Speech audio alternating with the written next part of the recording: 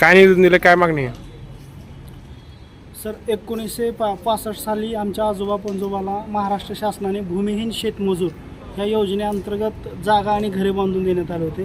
परंतु शासनाच्या काही हलगर्जी कर्मचाऱ्यामुळं आणि शेतकऱ्याकडं भरमसाठ पैसा असल्यामुळे पैसे देऊन त्यांनी सातबाऱ्याहून जमीन पण कमी केलेली नव्हती आणि आम्हाला अद्याप कबाले दिलेले नव्हते. यासाठी आम्ही गेले 5 वर्षापासून संघर्ष करत असताना जिल्हाधिकारी साहेबांच्या निदर्शनास आणल्यामुळं त्यांच्या सातबाऱ्याहून जमीन कमी करण्यात आली.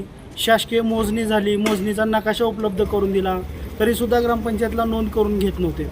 कलेक्टर साहेबांना येऊन भेटल्यानंतर आमची नोंद झाली. ग्रामपंचायतला लिगल नोंद झाल्यानंतर आम्ही अद्याप कबाल्यापासून वंचित असल्यामुळं आम्हाला तिथला सर्वे करून जे लोक तिथं राहतात त्या सर्व लोकांना कबाला मालकी हक्क प्रमाणपत्र देण्यात यावं या मागणीसाठी आज आम्ही कलेक्टर साहेबांना शांततेच्या मार्गाने निवेदन देण्यात आले. त्यांना भेटलो, काय म्हणले सर?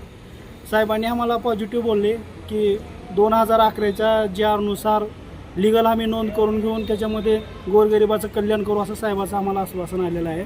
आम्हाला आशा आहे की कलेक्टर साहेब नक्कीच आम्हाला यश मिळवून देतील आणि आम्हाला मालकी हक्क प्रमाणपत्र मिळेल असं आज साहेबांना भेटल्यानंतर आम्हाला वाटतं.